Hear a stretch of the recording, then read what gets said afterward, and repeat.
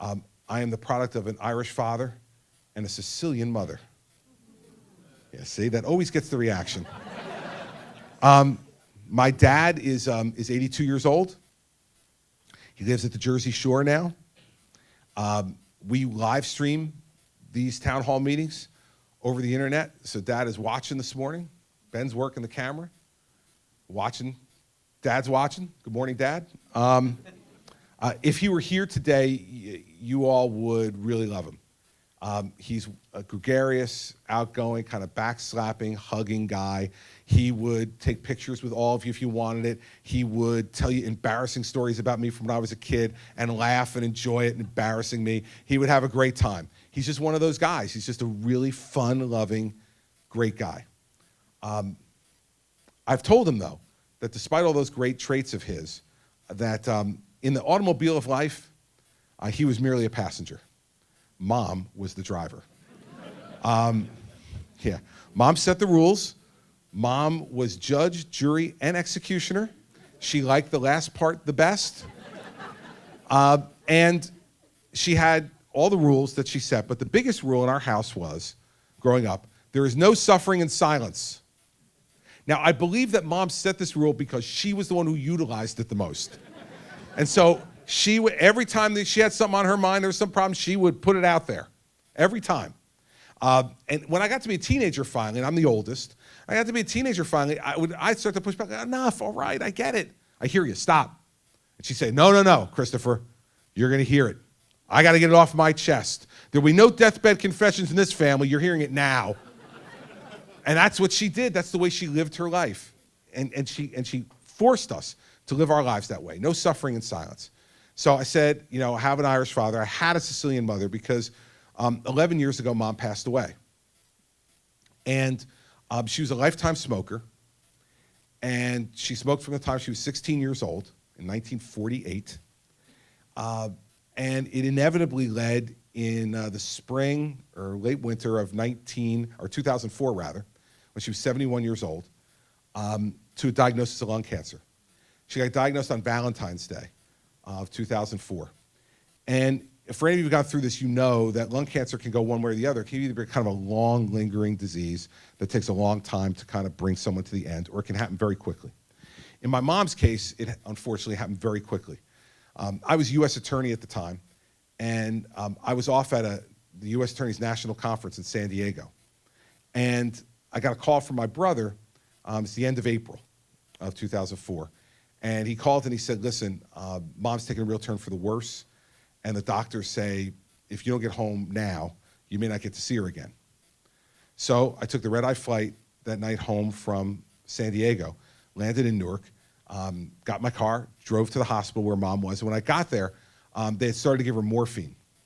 And so for those who got through that piece of it, that's kind of the last step. And they're just trying to manage her pain and make her comfortable. And so it made her sleep. And so I sat there next to the bed for a while. She was sleeping. And she finally woke up, and it was typical of my mother. Now, she hadn't seen me for a week. And so she woke up, and there was like no hello, or how are you, or how was your trip, or she goes, what day is it? I said, well, good morning, Mom, how are you? I'm here to sit with you today, but it's Friday.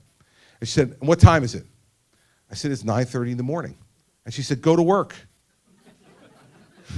I said to her, Mom, I just flew across the entire country to spend the day with you. I'm not going to work. I took the day off. I'm spending the day with you. And she looked at me and she said, Christopher, it is a work day. Go to work. And I looked at her, I said, are you afraid of not getting your taxpayers' money's worth today? Like, I'll make up the time. Don't worry about it. I'm going to stay with you today. Stop already, okay? I'm staying here. And she reached over and she grabbed my hand. She said, Christopher, go to work. It's where you belong. There's nothing left unsaid between us. And other than the birth of my 4 children, it's the most powerful moment of my life. My mom was looking at me and giving me permission to let her go. And as I sat there, I thought to myself, damn, she's right. Again, she's right. Because she said to me for years, over and over again, there'll be no deathbed confessions in this family. You're going to hear it now. She was right. Every grievance had been aired. Every joy in our life had been shared. when it happened. There was nothing left. I knew she loved me. And she knew that I loved her. And she was giving her oldest son permission to let her go. And so I did as I was told. I stood up, I kissed her on the forehead, and I said, okay, Mom, I'll go to work. And she looked at me, she got a smile on her face, and she said, good boy. And I left. And 3-4 hours later, my brother called me and said she had fallen into a coma. And 3 days later, she died. I never spoke to her again. That was it. But I had no regrets, everybody, none. Because I lived my life the way she taught me to live it. And she left this world with the sense that there was nothing left unsaid between her and her oldest son. And so, now that Trump's in the race, I'm only the second most psychoanalyzed politician in the race. Not bad still with 14 people being second, but like all through my career, right? When I say, get the hell off the beach, or sit down and shut up. When somebody needed to be told to sit down and shut up, right? People say, what's he doing? Why is he angry? Why does he say these things? Why do these things come out of his mouth that way? What's wrong with him? Is he angry? What's the problem? You all this morning now here in this town hall in Stratham know why I am the way I am. It's her.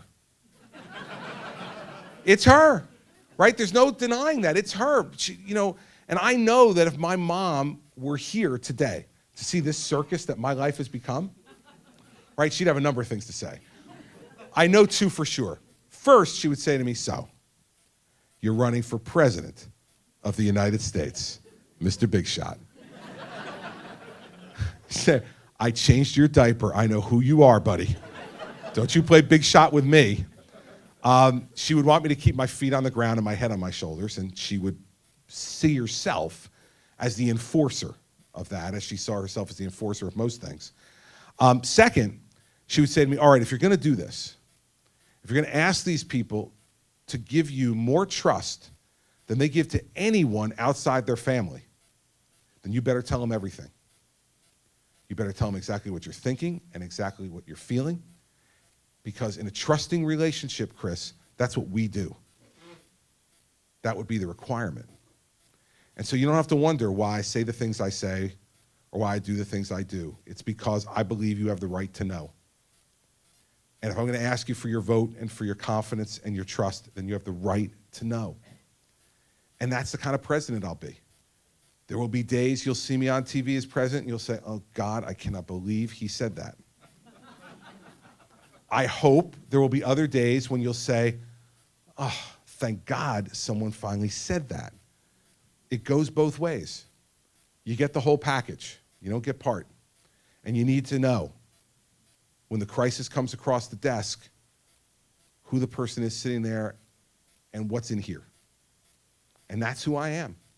And so when Hurricane Sandy came to my state, no one had to wonder what my first priority was. It was the people of my state, because that's the people who elected me, and those are the people who deserved my absolutely unalloyed loyalty, effort, and wisdom every day to rebuild the state after we lost 365,000 homes in 24 hours. So when the next crisis comes across my desk as President of the United States, you won't have to wonder. This country and its people will be my first priority. Not the elites in the think tanks, not the Harvard faculty, not the New York Times editorial board, God love them, not the big donors. It'll be the people of the country who elected me. The same way you saw me do that during Sandy for the people of New Jersey, I will do it for the people of the country when that crisis comes, because that's the way I was raised. That's the way I was raised. And so you never have to wonder about me. I want to be president of the United States. I'm not one of these people wandering around Iowa and New Hampshire to get a book deal. I'm not one of these folks wandering around Iowa and New Hampshire to get a show on Fox News. I'm not one of these people wandering around crying and moaning and complaining. It wasn't what I thought it was going to be. I thought it would be better. I thought it would be happier. I thought it would be great. Now it's so hard and it's so difficult and I don't know what to do, and these people ask me unfair questions. The press is so unfair. When have they ever been fair, man? But you think they're going to be fair now? You thought it was going to be all like sunshine and roses? I'm not one of those folks. I don't have one moment of regret that I'm doing this. I don't have one moment of doubt that this is the right thing for me to do with my life, and you're never going to hear me complain about it. Because, as my wife told me, you were doing this voluntarily. No one forced you to do it. I'm running for president of the United States because I want to be president of the United States. And that sounds simple, but if you think about it, it's not that simple. I want to be president of the United States because I want to help to restore this country to what I know it can be in the future. I want to be president of the United States because I want the world to be a safer and more secure place. I want to be president of the United States because I don't want any child in this country to feel any differently than I felt when I was a kid, which was my mom told me if I worked hard enough, I could be anything I wanted to be. And damn, man, she turned out to be right again. Again, because here I am, this kid from New Jersey who's getting a chance to be president of the United States.